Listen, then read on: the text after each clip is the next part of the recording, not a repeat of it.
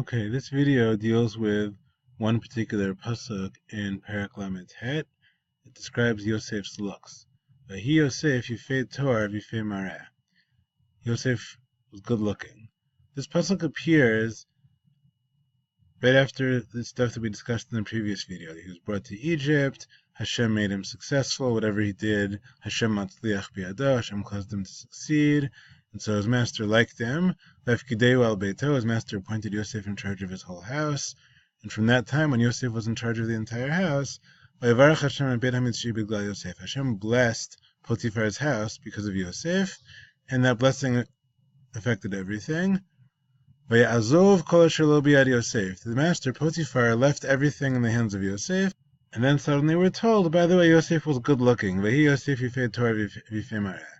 So that begs the obvious question, what do Yosef's good looks have to do with all the psukim that came earlier? What does the fact that he looked attractive have to do with the fact that Hashem blessed him to be successful in Potiphar's house, that Potiphar liked him, that he was put in charge of almost everything in Potiphar's house? What does any of that have to do with the fact that Yosef was good looking? This phrase, Vahi Yosef yifei Torah v'yifei mareh, seems irrelevant to this parak. So we're going to explore three answers that I asked you about on a worksheet from Rashi, Ramban, and Sforno. They're organized here in the order of when they lived, Rashi, then Ramban, then Sforno. But we're going to begin with Ramban because his answer is the most straightforward. And then we'll see why other Meforshim didn't want to go that route and see how Rashi and Sforno offered alternatives. So Ramban is aware of this question. Why are we suddenly being told about Yosef's looks? Isn't that irrelevant to everything that came before? And Ramban says that's correct. It's true that this has nothing to do with everything that came before. So why is the Torah telling us about it? Because of what's going to happen later. Says Ramban, Vahi Yosef yifei Torah v'yifei mareh, Hizkir zeh bechan. The Torah told us about this over here. Lomar ki ba'avur yofyo nasa'a eshet adonav elav et eineha. The Torah wants to tell us that because Yosef looked so attractive, that's why Potiphar's wife, his master's wife, suddenly starts lifting up her eyes towards him, looking towards him longingly. In other words, according to Ramban, our initial question was correct. Indeed, this phrase, Vahi Yosef yifei Torah v'yifei mareh, has nothing to do with the first 5.5 psukim. Rather, it's what we call in English foreshadowing. It's setting up what's going to come next. So until now, we had the story of Yosef being successful in Potiphar's house because Hashem blessed him. And now we have a new story in which we're setting up for a new story that's going to begin in Pasuk Zayin, where Potiphar's wife is going to try to seduce Yosef. In order to understand why she wants to seduce Yosef, the Torah has to first let us know already now that Yosef looked attractive. Okay? So Ramban, you could argue, has the simplest explanation here, that if these words, Vahi Yosef yifei Torah v'yifei mareh, don't look at all relevant to what came before, it's because they're irrelevant to that. Rather, they're foreshadowing what's going to come later. Now, what's wrong with that explanation? So I suggested that maybe some Meforshim don't like that explanation because they say, look, this phrase isn't just appearing in the middle of a block the way you see the layout over here. If we look again at the Al HaTorah layout, you see this phrase, Vahi Yosef yifei Torah v'yifei mareh, is the second half of a pasuk. And according to Ramban, it doesn't really have anything to do with the first half of the pasuk. If we change the layout a bit, look at it this way, see the same thing even more clearly. It's the end of a pasuk, which is seemingly the end of the opening part of the story over here about how Yosef was taken down to Egypt. And then after that, the next pasuk begins, Vahi achar devarim ha'eleh. After those things, right? After Yosef's initial success and his promotion and all that, after all that, Vatisai eshet adonav et eineha el Yosef. Suddenly Potiphar's wife starts looking at Yosef, longingly and being attracted to him. So it seems like Pasuk Zayin over here is beginning a new story with the words Vahi achar devarim ha'eleh. And that would mean that the phrase before, Vahi Yosef yifei Torah v'yifei mareh, that Yosef was attractive, is closing the previous story. So Ramban is kind of forced to say, this is foreshadowing In other words, the Torah is including this information now, even though it doesn't fit the story that it's a part of. And I think other Meforshim say, wait a minute, we're not so comfortable with that. If that's really what's going on here, that Vahi Yosef Yifei Torah V'Yifei Mareh is setting up the next story, so instead of putting it in the middle of a pasuk, how about wouldn't it make more sense to end the first unit over here, Psukim Aleph, Bet, Gimel, Dalet, Hey, and half of Vav, have a sof pasuk over here, and start the next unit, Vayhi Achar Hadvarim Ha'ela, after those events, because Yosef was attractive, Potiphar's wife looks for him. And it's over here, in the middle of this, right over here, is where the Torah should have told us about Yosef's attractiveness. After it told us that it's fast forwarding, it's jumping ahead to future events. So, Ramban would say, look, in English also, sometimes what it means to foreshadow is that you say something before it becomes relevant, right? That even though it's not yet relevant that Yosef was attractive, we just kind of drop in that information now, and the reader is like, I don't know why I need to know that, but soon the reader's going to understand.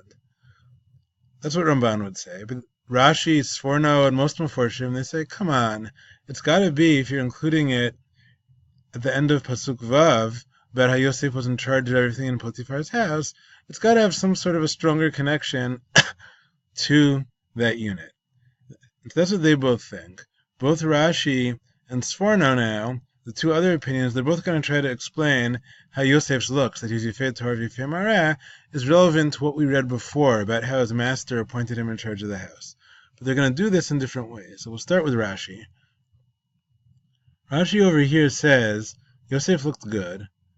His good looks are a consequence of what happened in the first few psukim. His good looks are a consequence of all the success that he was having in Potiphar's house.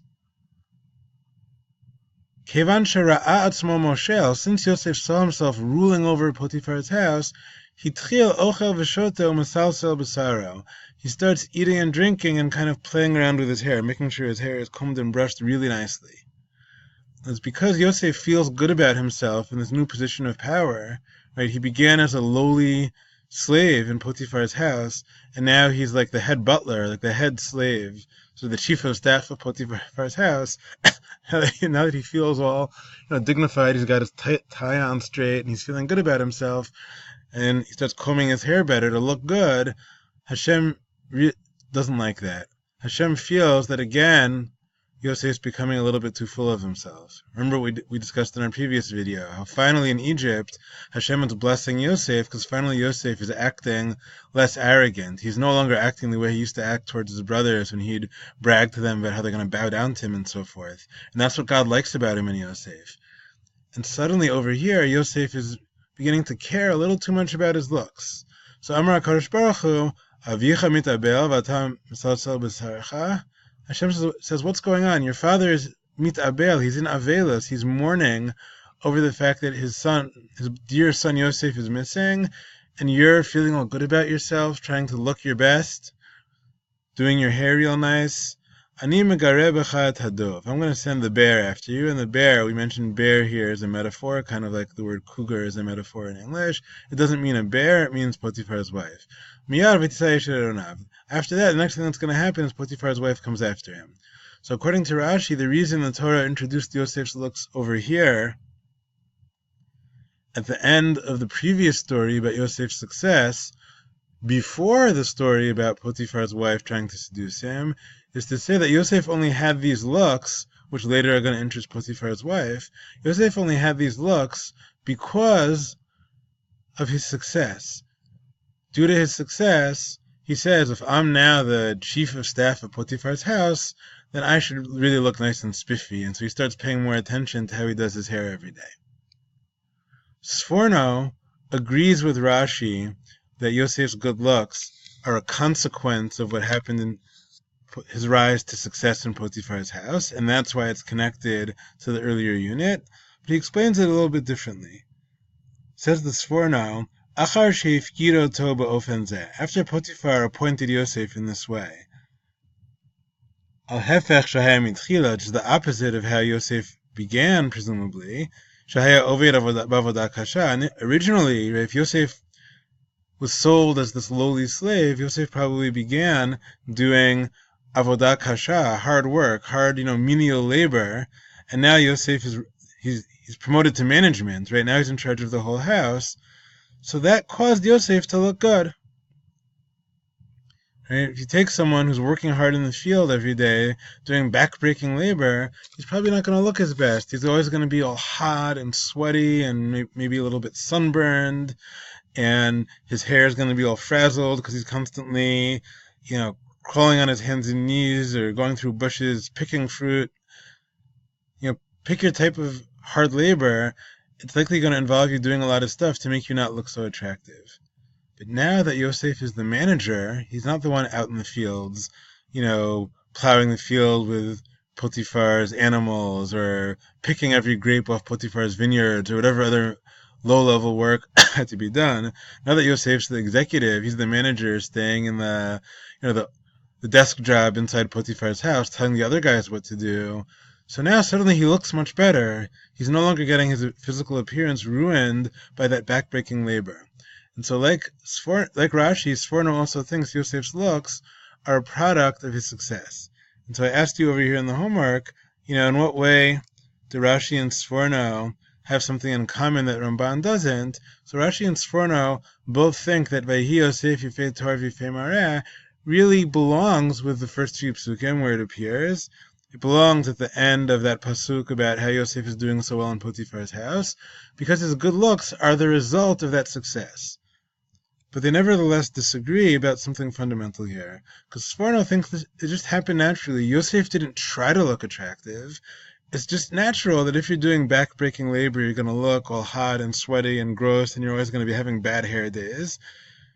And if you're promoted to management and you can sit in a comfortable desk all day, then you're not going to look as bad. You're going to look all better. So according to Sforno, Yosef didn't do anything to look better. It just kind of happened. And now that he looks better, we're going to see in the next story that Potiphar's wife is attracted to him. Whereas according to Rashi, Yosef actively tried to give himself good looks. And that's why Rashi ends up being judgmental of Yosef in a way that Sforno is not. Right? According to both Sforno and Ramban, Yosef didn't do anything wrong here. He just had these looks. According to Ramban, he always looked good, and the Torah is only telling it now to foreshadow the next story. According to Sforno, he didn't always look good, but he started looking good now, because now he got a job where he wasn't doing such hard work in the fields anymore. He could sit at a desk and not have his looks get ruined by the hard work.